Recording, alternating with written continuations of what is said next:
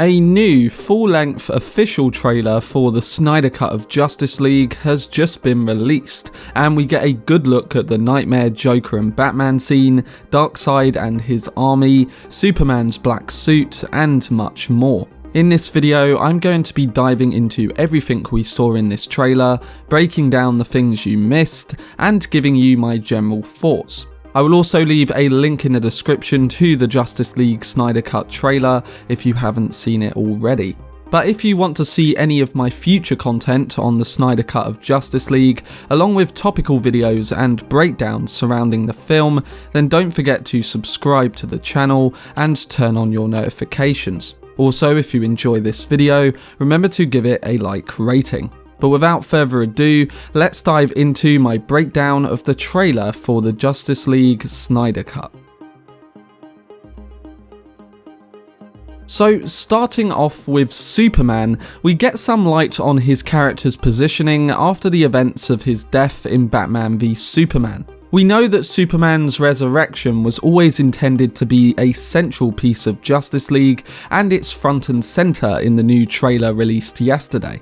Literally, the first shot of the trailer goes right back to Superman's death, where we see Cavill's character still with that gruesome gaping chest wound that was inflicted on him by Doomsday. Is this some kind of dream sequence tied to the flashback, either a vision Superman himself sees as he dies, or perhaps is it more likely how Darkseid and the forces of Apokolips are alerted to his death? The way his scream is represented by sound waves here and is juxtaposed with Eisenberg's Luthor saying that a bell has been rung would seem to indicate the latter. We know that Luthor himself triggered their arrival, but it's interesting to see Superman's death in a new light here. But we later see a shot of Jason Momoa's Arthur Curry and Gal Gadot's Diana watching some kind of holographic representation of Superman. What's really notable here though is what a classic Superman pose this is. Unlike the first shot, this is definitely from the resurrection of Superman scene. Alongside this, there's a brief foreground photo of Kevin Costner as Jonathan Kent sinking in the water bath just as Cavill's Superman is being lowered into it in the background. Costner's "You're Here for a Reason" speech faintly echoes, and it's a great background piece to really highlight the motives and themes of his resurrection. But we also catch shots from the scenes after his resurrection in the trailer. Amy Adams as Lois Lane seems to be coaxing a recently resurrected Clark to come with her as they stand on the grounds of the Kent farm. With the distance between them, is it possible that at this point Clark is alive, but not yet fully aware of who he is? In the theatrical cut of Justice League, when the team first awakens Superman, he's disoriented and fights them. So the human connection, first with the woman he loves and then with the place he grew up in, might be what makes the difference and reminds him of his human soul, despite his Kryptonian upbringing. Clark has put a shirt on in the next frame, so we can assume that this embrace with Lois and Diane Lane's Martha is the following morning, after he has reacclaimed to the land of the living, has his full mind and soul back under control, and is ready to go head to head with Steppenwolf, Darkseid, and a whole army of parademons. We'll have to see, but soon after these brief shots, we start to get some brilliant footage of Superman in the black suit. And what better way to represent Superman's rebirth than with a homage to the first flight scene from Man of Steel. It looks really sharp and it gets us thinking about his bigger role and implications come his return. There's long been speculation that when Superman returns in Zack Snyder's Justice League that he's evil, or that his mind has been manipulated by Darkseid to make him a slave and another soldier of Apokolips. There's plenty of precedent for that in both the comics and animation, and whenever you see angry Superman doing heat vision in a Zack Snyder movie, it's easy to assume that's where we're going. Especially considering the nightmare vision Batman had in Batman v Superman, which is also present in this trailer, and I will go into it later on. However, I don't think that they will go this route personally, but there's always the possibility. I think that Superman wears the black and silver suit likely as a way to augment himself while he's still relatively weak from resurrection, similar to how his father in Man of Steel mentioned about his cells being charged by the sun in a similar way. Either way, I'm sure he will finally return and bring the full threat to Steppenwolf and friends. But speaking of Steppenwolf and the villains of the Snyder Cut, the biggest alterations came in the form of this main villain and the addition of other villains including Darkseid, DeSaad and Granny Goodness. So along with seeing Steppenwolf unmasked, we also see plenty of action in his armour, which in my opinion looks so much better than the theatrical cut. Now, although I wasn't impressed by the CGI done on his actual face unmasked, I did like all the shots we saw of him in action, which involves the villain knocking an Amazon warrior off her horse with his axe and drawing a considerable amount of blood. As we saw a few weeks ago, Snyder showed us more gory footage of the character killing Amazonians, so there will be no holding back when it comes to the R rating attached. There is also another interesting shot as Steppenwolf kneels before what might be a boom tube opening, or is perhaps him communicating with Apokolips via whatever the device is. Is he reporting his progress to Darkseid? Is Darkseid displeased with him? Does this sequence take place in the past or the present? Again, we'll have to see, but like the other shots, it definitely has us talking.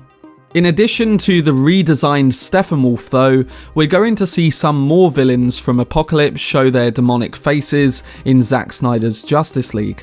This first one is a very cool shot and it appears to depict the evil homeworld of Apokolips and specifically the throne room of Darkseid himself.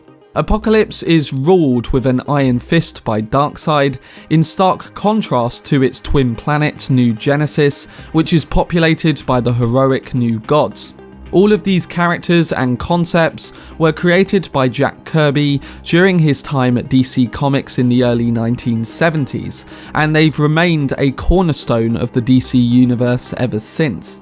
And here we have our best look at the unholy trilogy in the background of Steppenwolf's assault on Earth.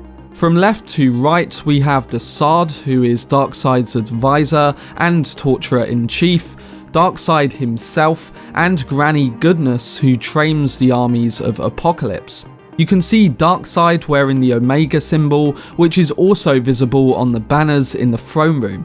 Darkseid's eyes are glowing with what is known as the Omega effect, a powerful energy he discharges from his eyes.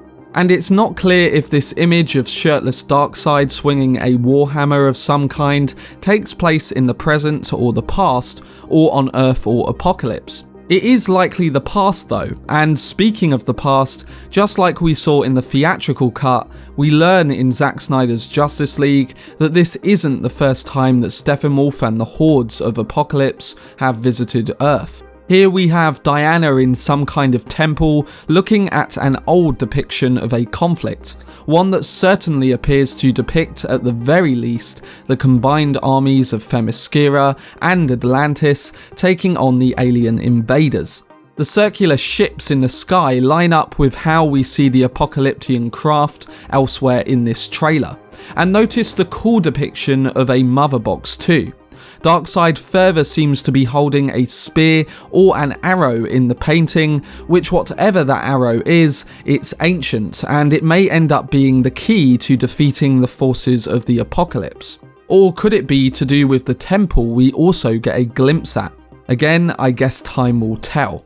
But moving on to Cyborg, it has long been indicated that Ray Fisher's character didn't seem to get enough to do in the theatrical cut of Justice League. Zack Snyder has stated, however, that Cyborg is the heart of his intended Justice League story, and it seems we'll be seeing more of him in the cut. After a look at the cannon on his shoulder and what seems to be his comic book accurate sound cannon on his right arm, we find out that we're going to spend a little more time with Cyborg before he was that character. In the trailer, we see Ray Fisher as Victor Stone playing the quarterback for the Gotham City University football team, but one shot after this seems to be something a little different. Perhaps when Victor is navigating cyberspace, he still sees himself as he was when he was still whole, or maybe this is something else entirely. Something is of course off here, and if I had to guess, based on Victor trying to interface with a mother box in a further shot, this could be what sends him into that possible dream state from before. Interestingly, the next shot in the trailer seems to show the Flash appearing over his shoulder, so it could be to save him from whatever's happening. Or is Cyborg's issue with the mother box bringing Flash back from somewhere else in space-time? This is where we in fact move on to some of the smaller roles highlighted in the trailer, which includes the Flash, who we also never really learned a lot about in the theatrical cut, but that seems like it's going to change once again with Snyder's vision. In particular, we see brief looks at the Flash saving Kirstie Clemons' Iris West, who was left out of the theatrical cut of the movie and will finally make her debut here, along with Barry Allen talking to his father Henry Allen in jail. Although his character showed up in the theatrical cut, it seems like Snyder's version will go more into the arc of Barry's character and explore these moments a bit more to really round out their emotional presences. Wonder Woman and the Amazonians also make strong appearances. For one, we're definitely going to get that massive flashback sequence to the first Age of Heroes, where the mythical armies of Earth take on the first invasion from Apokolips in ancient times, and the Amazons are once again front and centre. I do hope this flashback is extended like Snyder talked about, as the brief moments of the battle really do look incredible and on a similar scale to the battles from Lord of the Rings, so it will be interesting to see. It would also capture the scale of Darkseid and his forces, highlighting the threat that the League are up against. As with Wonder Woman and the Amazonians, it's important to remember that Snyder was the one who cast Jason Momoa as Aquaman, and there's likely elements of his Atlantean backstory that didn't make it into the theatrical cut of the film. I'm just hoping, as with the Amazons, we get more of the armies of Atlantis fighting in ancient times. This former king of Atlantis, or Poseidon himself, wearing Aquaman's armour is also a pretty amazing shot. But coming to the last section of this breakdown, we focus on Ben Affleck's Batman. After seeing Bruce Wayne feeling guilty about the events of Batman v Superman as he overlooks that hologram of the Man of Steel, we start to see some very interesting shots with the Caped Crusader. One of these shots appears to be Bruce stood on top of a new vehicle. This doesn't appear to be the Nightcrawler vehicle that Batman drove during the battle under Gotham Harbour in the theatrical cut. So what is it? From this angle, it does kind of remind me of the Bat-Tank version of the Batmobile that was made famous in Frank Miller, Klaus Janson and Lynn Varley's The Dark Knight Returns, which was also a profound influence on Batman v Superman and the conceptualization of the DCEU Batman as a whole. Is it possible that this shot, in which we see parademons about to lift and flip the current Batmobile, is an indicator that it's destroyed and Batman upgrades to something a little more heavy duty? It does seem plausible, especially since the reasoning for Batman driving a tank in The Dark Knight Returns came down to the fact that he had modified it during some nasty riots. But soon after this, we progress into the Knightmare sequence.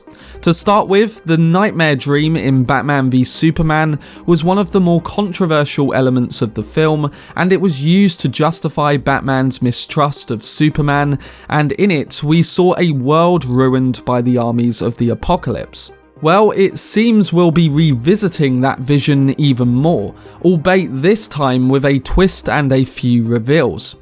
After hearing Jared Leto's Joker narrate the end scene by saying the famous "we live in a society" line, we see the return of his character in full.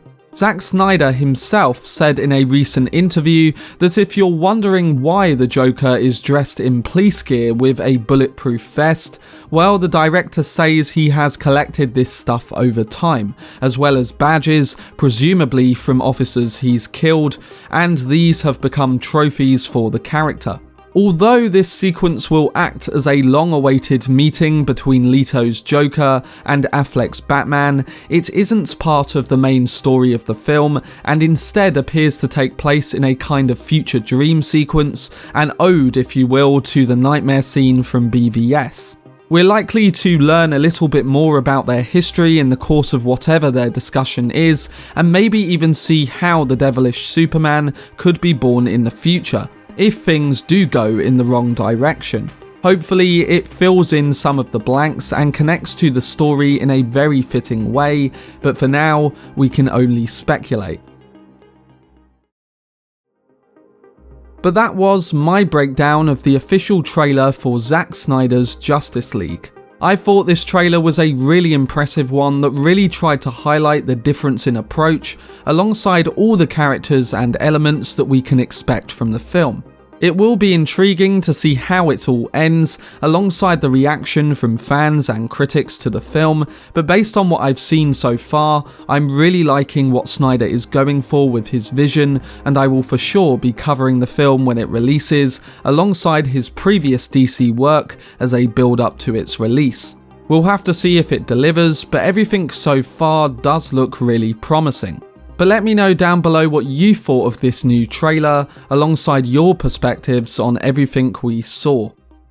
For more videos on Zack Snyder's Justice League in the build-up to the film's release on HBO Max, then subscribe to the channel and turn on your notifications. Also, if you enjoyed this video, remember to leave a like rating. But anyway, I hope you guys enjoyed it. I've been Cortex, and as always, make some noise.